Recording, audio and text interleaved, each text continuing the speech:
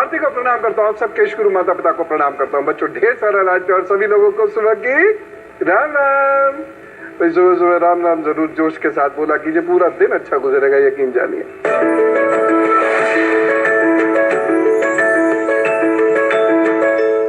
आज मैं शरद पूर्णिमा की बात करूंगा, क्योंकि 22 तारीख को शरद पूर्णिमा है। तो शरद पूर्णिमा क्या होती है, इसे मनाना क्यों चाहिए, सबसे इंपॉर्टेंट बात, क्यों इसे मनाना चाहिए। शरद पूर्णिमा के स्नान से आखिर मतलब क्या है, इसमें क्या खाना चाहिए, क्या नहीं खाना चाहिए, और वो भी क्यों। क्यों शरद पूर्णिमा इतनी महत्वपूर्ण है कि इस दिन भगवान श्री कृष्ण भी सारी रात नृत्य करते हैं अपने गांव के लोगों के साथ। इन्हीं सारे विषयों को बहुत ध्यान से सुनिए। मैं आपसे हमेशा ये कहता हूं कि भारतीय संस्कृति विज्ञान की ठोस धरातल पर खड़ी है। ये ठीक है कि उसमें बहुत सारी चीजें कल्पना से जोड़ दी गई हैं, लेकिन इसका विज्ञान नष्ट नहीं हुआ है। लेकिन ये बहुत जरूरी है कि 21वीं सदी में हम इस सनातन संस्कृति के विज्ञान को छांटे और उस पर बात करें और अपने समस्त त्योहारों के वैज्ञानिक महत्व को पहचानें। सबसे पहले मैं आपको यह बताना चाहता हूं कि शरद पूर्णिमा क्यों महत्वपूर्ण है, स्नान का क्या अर्थ है और आपको इस दिन क्या विशेष कर लेना चाहिए। कुछ दिन विशेष ऐसे होते हैं जो बहुत सौभाग्य और स्वास्थ्य आदि देने वाले सिद्ध होते हैं, उसमें शरद पूर्णिमा भी एक है। शरद पूर्णिमा पे बारिश पूर्ण हो जाती है, यानी इसके बाद बारिश नहीं होती है। यद्यपि अब मौसम बहुत बदल चुका है, बहुत सारे एनवायरमेंटल डिस्टर्बेंसेस की वजह से अब क्लाइमेट चेंज बहुत तेजी से हो रहा है। इसकी वजह से अब शरद पूर्णिमा पे बारिश का तो होगा कि नहीं कहा नहीं जा सकता, लेकिन गुजरे जमानों में शरद पूर्णिमा पे बारिश पूर्ण हो जाती थी, नई फसल आती थी। और यहां सबसे महत्वपूर्ण बात ये जान लीजिए कि आकाश में सोम चक्र प्रारंभ हो जाता है। सोम चक्र जिसके बारे में बहुत कम लोग जानते हैं, सोम रस जिसके बारे में असलियत में बहुत कम लोग जानते हैं, बाकी इसका मजाक उड़ाते हैं। ये सोम चक्र क्या है ये जानिए। ये मनुष्य के स्वास्थ्य को बलवान करना, उसकी इम्यूनिटी को बढ़ाने वाला चक्र है। इस समय में पौधों में, जड़ी बूटियों में एक विशेष प्रकार का रस उत्पन्न होता है। यही वो समय भी होता है जब अधिकतम औषधीय जड़ी बूटियां धरती पर उगाई जाती हैं या स्वतः उगती हैं। यही वो समय होता है सोम यानी स्वास्थ्य है, जब व्यक्ति के अंदर उस रस का उदय हो सकता है, और शरद पूर्णिमा से वह समय प्रारंभ होता है। इसके बाद जड़ी बूटियों वाली औषधि की बुआई होती है। जी हाँ, सोम रस का अर्थ है शरीर में इम्यूनिटी, शरीर की शक्ति बढ़ाने वाला रस। यह शरीर के अंदर भी होता है और साथ ही साथ कुछ विशेष पेड़ पौधे या जड़ी बूटी ऐसी होती हैं जिसको चबा लेने मात्र से अन्न की भूख नहीं लगती, अन्न की आवश्यकता भी नहीं पड़ती, शरीर बलिष्ठ रहता है। और उस समय में वो लोग जो युद्ध पर जाते हैं या जो लोग ऋषि आदि होते हैं और अनुष्ठान प्रारंभ करते हैं, वह लोग इसका सेवन करते थे। और उस समय चूंकि ऋषि लोग अधिक वस्त्र नहीं पहनते हैं, एक वस्त्र में ही रहते हैं, वो प्रतीक्षित होते हैं, लेकिन सोम रस की मदद से वे अपने शरीर की इम्यूनिटी को बढ़ाते हैं और अन्य की आवश्यकता को समाप्त कर देते हैं। ये सोमरस कोई नशा नहीं करता है, ये सोमरस मूलतः शरीर को शक्ति प्रदान करता है। बदलते युग में हमने एक बहुत भारी भूल ये की कि चीजों को गहराइयों से समझे बिना उस पर कटाक्ष करने, आलोचना करनी शुरू कर दी। अगली बात मैं आपको बताता हूं, शरद पूर्णिमा का स्नान। शरद पूर्णिमा का स्नान का नदियों के स्नान से मतलब नहीं है। शरद पूर्णिमा के स्नान का अर्थ है कि निश्चित समय के बाद जब चंद्रोदय हो जाता है, उसके बाद उस चांद की रोशनी में नहाना। जी हाँ, हम लोग शरद पूर्णिमा दिन में मना देते हैं, जबकि पूर्णिमा है ही नहीं तब भी मना देते हैं, जबकि आकाश में चांद है ही नहीं तब भी मना लेते हैं, स्नान आदि सब कर लेते हैं। और जब शरद पूर्णिमा का समय प्रारंभ होता है, हम अपने घरों में बंद हो चुके होते हैं या सो जाते हैं। भगवान श्री कृष्ण शरद पूर्णिमा पे कहीं किसी नदी में स्नान करने गए थे, या गोकुल के लोग, मथुरा वृंदावन के लोग स्नान करने गए थे? नहीं, रात में वह सारी रात चंद्रमा के प्रकाश में बैठे रहे, और जब बैठे हैं तो थोड़ा नृत्य आदि भी हो गया। रास का अर्थ प्रणय नृत्य नहीं है, रास का अर्थ है क्रीड़ा, खेलना। तो सारे बच्चे इकट्ठे हो गए, उसमें श्री कृष्ण भी बच्चे ही हैं और वह सब खेल रहे हैं। आज उसका स्वरूप बहुत बदल गया है। खैर, तो चंद्रमा की रोशनी में स्नान करना है। अब क्यों करना है, यह प्रश्न उठता है। इस समय चंद्रमा अपनी अधिकतम आभा लिए हुए होता है। यह मैं बोलूंगा तो थोड़ा साहित्यिक लगेगा, थोड़ा सा लगेगा अरे क्या बैकवर्ड बात, आभा लिए। चलिए, अब मैं यही बात दूसरी भाषा में कहता हूं। इस वक्त चंद्रमा अपनी मैक्सिमम पावर में होता है। अब मैं विशुद्ध सनातनी तरीके से बोलता हूं। इस वक्त चंद्रमा अपनी 16 कलाओं से पूर्ण होता है और चंद्रमा में मनुष्य के शरीर को, मनुष्य के मस्तिष्क को बलि करने की क्षमता है। इस समय हमारे शरीर के अंदर का रस ऊपर की तरफ भागता है।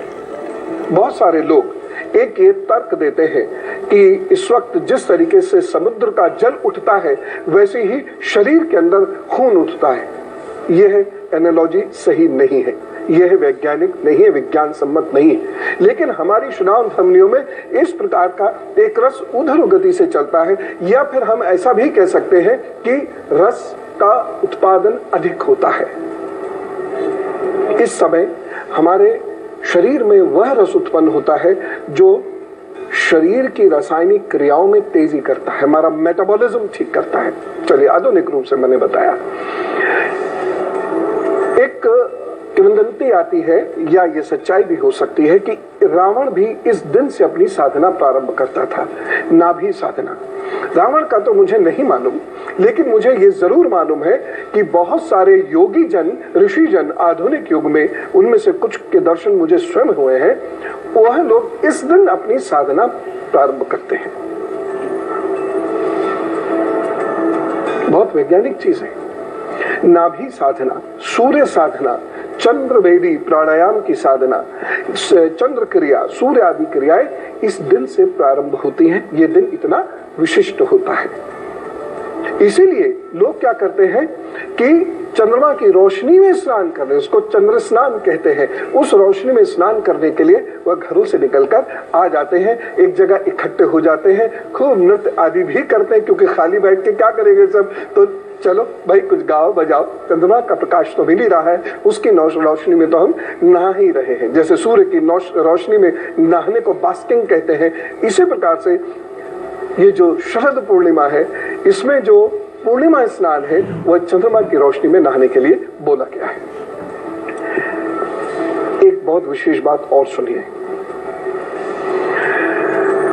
इस दिन दूध क्यों, चांदी क्यों,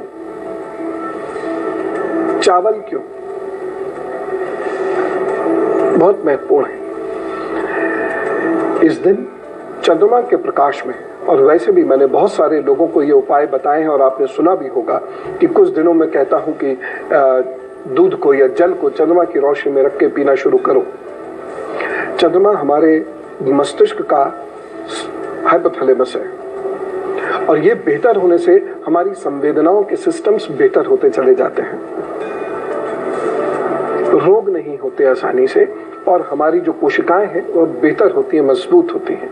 खैर, वह दूध हमारे अंदर लैक्टिक एसिड बढ़ाता है। वह चावल या चंद्रमा के प्रकाश में रखे हुए चावलों में विशेष शक्ति होती है। यद्यपि आज चूंकि प्रदूषण बहुत है तो ऊपर से आने वाले समस्त प्रकाशों में आज उतनी शक्ति नहीं रह गई है। हमारी संवेदनाएं भी थोड़ी कम हो गई हैं मशीनी युग की वजह से, इसलिए हम बहुत सारी बातें जो शरीर के अंदर हो रही होती है उन्हें पहचान ही नहीं पाते हैं। बहुत सारे परिवर्तन जो हो रहे होते हैं, जब तक वो बहुत बड़े ना हो हम उन्हें नहीं पहचान पाते।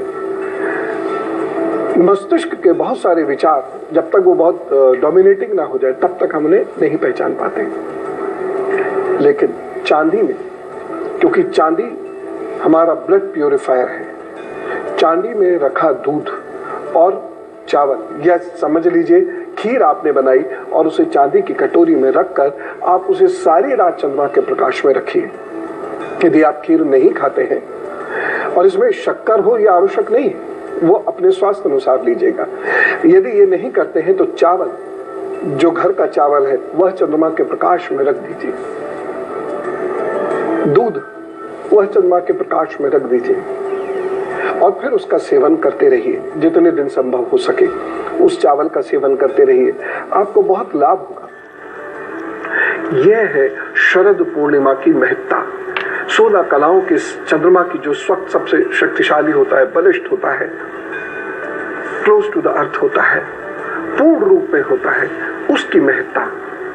इसीलिए शरद पूर्णिमा बंगाल में भी, दक्षिण में भी, उत्तर में भी बहुत धूमधाम से मनाई जाती है। मैं आपको समय बताऊंगा कि किस समय आपको शरद पूर्णिमा मनानी है, लेकिन अभी क्या करते हैं, मेष राशि से कन्या राशि तक का हाल जान लेते हैं। मेष राशि, आपके लिए समय अच्छा है, रुके हुए कार्य आप आगे बढ़ा सकते हैं। एक सफेद रंग का धागा अपनी दाहिनी कलाई में जरूर माता जी से बनवाइएगा, फिर अपने काम में जुटिएगा, प्रभु जी सब कृपा करेंगे। वृषभ राशि, यह दिन आपके लिए अच्छा है, प्रतिष्ठा के लिए अच्छा है। इस दिन रुके हुए कार्य आप आगे बढ़ाइए। साथ ही साथ यदि किसी व्यक्ति विशेष से आपको मिलना जुलना है, इस दिन मिलने से आपको लाभ अवश्य होगा। ओम दुम दुर्गाय नमः का जप करें, फिर अपने काम पर जुटें। मिथुन राशि, भाग्य पक्ष थोड़ा सा कमजोर है, इसलिए रुक रुक के आपके कार्य होंगे, कुछ बाधाएं उसमें होंगी, लेकिन कार्य बनेंगे जरूर। किसी से झगड़ा झंझट ना हो, इस बात का ध्यान रखें। और दुर्घटना के भी संकेत मिल रहे हैं, एक उपाय करके निकले। ओम रुद्राय नमः का जप कर ले, जितना भी आप पे वक्त हो उतना जप करें, लेकिन ध्यानस्थ होकर करें, और उसके बाद काम पर जुटे, तो जी सब ठीक करेंगे। कर्क राशि, सोच समझ कर आज बोलिएगा, साथ ही साथ अपने मुंह, दांत, जीभ, गले, इसका भी ख्याल रखिएगा। आज किसी रिश्ते नाते की वजह से आपको थोड़ा सा दुख कष्ट हो सकता है।